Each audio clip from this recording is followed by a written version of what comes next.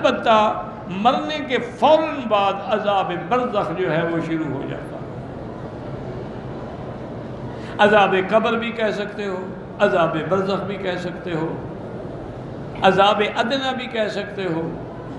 اس لیے اللہ نے فرمایا کہ جب فرعون وما اپنی جماعت کے غرق اغرقوا فادخلوا نارا، غرق ہوئے اور اس کے بعد فوراً آگ میں داخل ہوئے۔ تو یہ جہنم کا ایک نمونہ ہوتا ہے، جہنم کا ایک یعنی نظارہ ہوتا ہے عذاب کا کہ النار یعرضون علیہا غدوا وعشیا، صبح و شام ان کو گویا کہ جہنم دکھلائی جاتی ہے، جہنم پہ پیش ہوتے ہیں۔ یہ بہت بڑا سخت عذاب ہے، اور اس کے علاوہ بھی ملائکہ کافروں کو عذاب دیتے ہیں۔ تو اس لیے اس کو کہتے ہیں عذاب قبر یا عذاب برزخ، کیونکہ جو آدمی مثلاً ڈوب کے مر گیا اس کی تو قبر کہیں نہیں ہے نا، لیکن برزخ تو ہے۔ ایک آدمی اگر کسی جہاز میں کریش ہو گیا، اس کے تو ریزہ ہو گیا، کچھ بھی نہیں ملا۔ کسی کو نعوذ باللہ کوئی جانور کھا گیا، وہ تو جانوروں کے پیٹ میں چلا گیا، جہاں بھی چلا جائے برزخ تو ہے۔ اس لیے جب برزخ کا بھی عذاب ہوگا، قبر کا بھی عذاب، جو قبر میں ہیں ان کو قبر میں عذاب ہوگا، اور جو برزخ میں ہیں ان کو برزخ میں عذاب ہوگا، اور وہ عذاب قبر جو ہے وہ حق ہے۔ ہاں البتہ اصل عذاب جو ہے وہ جہنم ہے، اور وہ ہوگی حشر کے بعد، قیامت میں ہمارے اٹھنے کے بعد۔ اب مسئلہ سمجھیں کہ مرنے کے ساتھ ساتھ جو عالم برزخ ہے یہ عالم غیب ہے، اس لیے ہمیں کوئی پتہ نہیں لگتا ہے۔ مثلاً ایک آدمی اللہ والا الحمدللہ صحیح عقیدے پہ فوت ہوا ہے، ہمیں تو نظر نہیں آتا ہے کہ فرشتے ہیں، لیکن اس کو نظر آ رہے ہوتے اور وہ ان کی باتیں بھی سن رہا ہوتا۔ اسی طرح جب کافر کی روح نکلتی ہے تو فرشتے آتے ہیں، مارتے، ہم تو نہیں دیکھ رہے کہ اس کو بھی مار پڑ رہی ہے، لیکن حقیقتاً جو کہ قرآن ہے نص قطعی ہے، اس کو مار پڑ رہی ہوتی ہے، اور وہ مار ایسی ہوتی ہے جس کا تعلق عالم برزخ سے ہے، اس کے روح سے ہے، اس لیے ہمیں وہ نظر نہیں آتا۔ ہمیں تو روح ہی نظر نہیں آتا، کیا پتہ کیسے نکلا ہے۔ ہمیں تو یہ بھی پتہ نہیں ہے کہ روح کیا چیز ہے،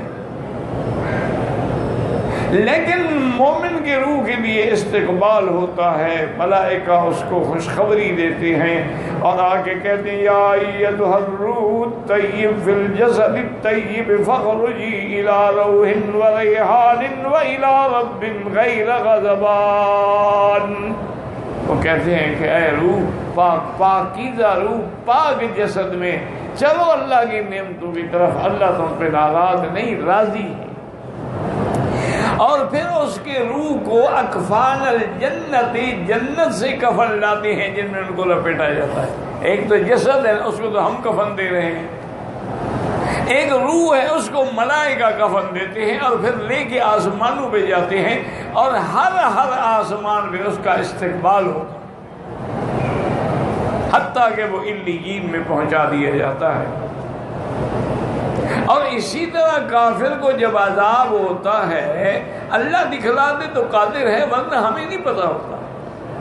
کئی کافر ہیں جو بیٹھے بیٹھے ہارٹ اٹیک ہوا مر گیا، ہمیں کیا پتہ کیا ہے عذاب۔ اچھا کئی کافر ہیں جن کی ڈیڈ باڈی جو ہے وہ کولڈ سٹوریج میں رکھ دی جاتی ہے، 6 مہینے پڑی رہتی ہے، لیکن ہمارے سامنے تو وہی باڈی پڑی ہوئی ہے، کوئی عذاب کی آثار نہیں ہے۔ لیکن حق وہی ہے جو اللہ نے قرآن میں فرمایا ہے کہ اب تعلق روح سے ہے۔ دنیا میں تعلق جسد سے تھا، روح تابع تھا، مرنے کے بعد تمام معاملات روح کے ساتھ ہیں، جسد اس کے تابع ہوتا ہے۔ جیسے دنیا میں ہمیں روح نظر نہیں آتا تھا، اب مرنے کے بعد چاہے ہمیں جسد نظر بھی نہ آئے، جل جائے، ریزہ ریزہ ہو جائے، دریا میں گیا مچھلیاں کھا گئی، کھا جائے، کیونکہ اب تو معاملہ روح کے ساتھ ہے۔ روح یا علیین میں ہے یا سجین میں، اسے تو مچھلیاں نہیں کھا سکتی نا، بات کو سمجھے۔ تو اس اچھا کبھی کبھی یہ بھی ہوتا ہے کہ اللہ تعالی نمونہ تن اپنے عذاب کا نمونہ دنیا میں دکھلا دیتے ہیں، ایک بڑا بدبخت تھا، مسلمان ہو کے مرتد ہوا، اور نعوذ باللہ وہ یہ باتیں بھی کہتا تھا کہ اللہ کے نبی جو قرآن لکھواتے ہیں وہ تو میں بناتا تھا، میں لکھتا تھا، قرآن تھوڑا ہے۔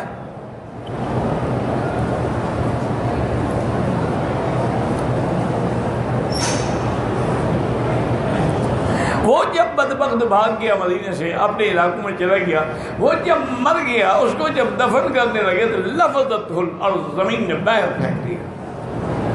تو ایسا بھی کبھی کبھی ہو جاتا تاکہ دنیا نمونہ دیکھ لے۔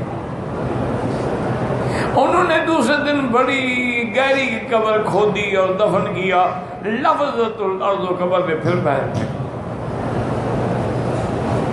انہوں نے تیسری دن کہا کہ بھائی بڑی گہری قبر کھودی، یہ مسلمان رات کو آگے نکال کے پھینک دیتے ہیں اس کو، وہ بدلہ لے رہے ہیں۔ انہوں نے کہا اور نیچے اور پیرا بھی بٹھا دیا، لیکن قبر میں باہر پھینک دیا۔ تو پھر کبیرے والوں نے کہا کہ اس پہ اللہ کا عذاب ہے جو اس نے حضور کی گستاخی کی ہے، اب انجام یہ ہے کہ اس کو پڑا رہنے تو کتے لے کھا جائیں۔ تو کبھی کبھی اللہ دکھلا دیتے۔ اچھا، اسی طرح کبھی کبھی انبیاء کو بھی اللہ عذاب دکھلا دیتے ہیں کہ جیسے میرے آقا رحمت دو عالم گزر رہے تھے ایک جگہ سے تو رک گئے، فرمایا یہ جو دو قبریں ہیں انہما یعذبان، ان کو عذاب ہو رہا، اور حضور کو یہ بھی بتلا دیا گیا کہ عذاب کیوں ہو رہا ہے۔ وما یعذبان فی کبیر، ایک جو ہے لا یستنزہ من البول، پیشاب کے قطروں کا خیال نہیں کرتا تھا، کپڑے پہ قطرے گر گئے تو گر گئے، بدن پہ کوئی قطرے گر گئے تو گر گئے، اور دوسرا جو ہے وہ نمام تھا، چغل خور تھا، ادھر کی ادھر اور ادھر کی ادھر، اس وجہ سے ان پر عذاب ہو رہا۔ یعنی اللہ نے عذاب بھی دکھلا دیا اور سبب عذاب بھی بتلا دیا۔ تو اس لیے اللہ اچھا، اسی طرح کبھی کبھی اللہ تعالیٰ کشف کے ذریعے اپنے اولیاء کو بھی دکھلا دیتے ہیں۔ یہ کوئی بڑی بات نہیں ہوتی، اللہ دکھانا چاہے دکھلا دے، لیکن اصل مسئلہ یہی ہے کہ عالم غیب ہے، اس کو اللہ پردے میں رکھتے ہیں تاکہ اگر ہر موت کا انجام دکھلا دیا جائے نا تو لوگ تو قبر میں دفن کرنا بھی بھول جائیں۔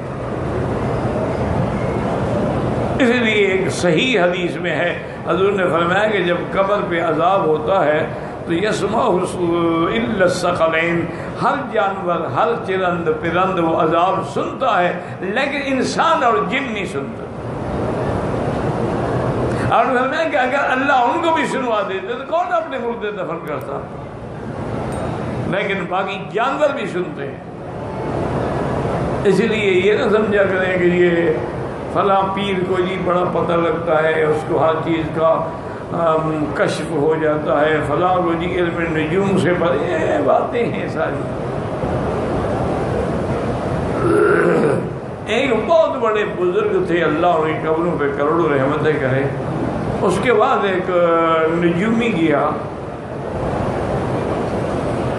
تو اس نے کہا کہ جی میرے پاس ایسے علوم ہیں کہ میں ستاروں کی گردش سے حوال بتا سکتا ہوں کہ کل کیا ہوا تھا، آج کیا ہے، کل کیا ہوگا، یہ چیزیں میں بتا سکتا ہوں۔ تو انہوں نے فرمایا بھائی اتنا علم تو اللہ تعالیٰ کبھی کبھی گدھے کو بھی دے دیتے، یہ کون سی بڑی بات ہے۔ وہ بیچارہ بگڑ گیا کہ دیکھو جی میں اپنا علم بیان کر رہا ہوں اور مجھے کہتے ہیں کہ یہ تو گدھے کے پاس بھی ہوتا ہے۔ بعض کہتے ہیں کہ یہ واقعہ ابو علی سینا کا ہے، وہ بہت بڑا حکیم تھا نا، اور جن بزرگوں کی بات ہے وہ حضرت طوسی رحمۃ اللہ علیہ۔ اب وہ غصے میں آیا، وہاں سے چلا گیا تو ایک بستی میں آ کے رات کو قیام کیا، ٹھہرا، تو اس کے بعد جو ہے وہ موسم ذرا تبدیل ہونے لگا تو گھر والوں سے اس نے کہا کہ بھائی میں تو مسافر ہوں۔ انہوں نے کہا کوئی فکر نہ کرو، اگر بارش ہونی ہو نا تو میرے کھوتے کو گدھے کو بھی پتہ لگ جاتا ہے، نہ ہونی ہو اس کو پتہ لگ جاتا ہے۔ کھوتے کو کیسے پتہ لگ جاتا ہے؟ اور نے کہا اگر وہ اپنی دم کو 3 دفعہ اوپر مارے مانے بارش آ رہی ہے، اور نیچے مارے تو مانا ہوتا ہے بارش نہیں آ رہی. تو نے کہا ابھی کیا کیا کھوتے؟ نے کہا بارش آئے گی، اوپر مار رہا ہے. تو ان کو سمجھ آ گئی. انہوں نے کہا اچھا اللہ نے مجھے سبق دینا تھا کہ میں نے جو اس بزرگ کی بات سن کے غصے کا اظہار کیا، اللہ نے مجھے دکھا دیا کہ گدھے کو بھی میں چاہوں علم دے دوں. اس نے توبہ کی، دوبارہ ان بزرگوں کی خدمت میں حاضر ہوئے. اللہ کی شان یہ ہے کہ پھر ابو علی سینا بڑے ذاکر، بڑے عابد، بڑے دین کے پابند ہوئے اور موت ایمان ہوئے. ورنہ اتنے بڑے لوگ جو ہیں یہ بھٹک پڑے جاتے ہیں. اس لیے ہمیشہ یاد رکھیں کہ اللہ تعالیٰ کبھی عذاب بھی دکھلا دیتے ہیں اور کبھی رحمت کا نمونہ بھی دکھلا دیتے ہیں. حضرت جابر فرماتے ہیں کہ سیل آیا تو شہدائے احد کی قبریں جو تھیں نا وہ کھل گئیں. تو میں نے کہا کہ میں جا کے اپنے والد کی قبر سے میت نکال کے جنت البقیع میں دفن کروں. کہتے میں نے جا کے دیکھا بالکل ایسے معلوم ہوتا تھا کہ ابھی لیٹے ہیں. آگے 6 مہینے گزر چکے تھے. تو یہ اللہ تبارک و تعالیٰ کی ذات ہے. ورنہ اصول ہمیشہ یاد رکھو کہ موت کے بعد عالم برزخ ہے اور عالم برزخ عالم غیب. اللہ کھول دے ان کی مرضی ہے. اب اللہ فرماتے ہیں کہ ان کو ہم یہ سزا کیوں دیں گے؟ اب بظاہر ہمارے سامنے سے کافر پڑا ہے کہ اللہ فرماتے ہیں ان کے منہ پر بھی مارتے ہیں اور پشت پر بھی مارتے ہیں، مانا اس کے روح کو عذاب دی جا رہی ہے. فرمایا کہ یاد رکھو ذالک بان اللہ لم یک مغیرا نعمتا انعمها علی قوم حتی یغیروا ما بانفسہم. اللہ تبارک و تعالیٰ کسی قوم کو نعمت دینے کے بعد ان کی حالت کو نہیں بدلتے جب تک وہ اپنی حالت کو خود نہ بدلیں. مانا یہ نہیں کہ اللہ نعمت کرے پھر چھین لے، نہیں، نعمت دیتے ہیں جب وہ انکار پہ آ جاتے ہیں، جب وہ کفر پہ آ جاتے ہیں، جب وہ اعراض پہ آ جاتے ہیں، اپنی حالت کو بدلتے ہیں تو پھر اللہ بھی نعمتیں چھین لیتے ہیں. وَأَنَّ اللَّهَ سَمِيعٌ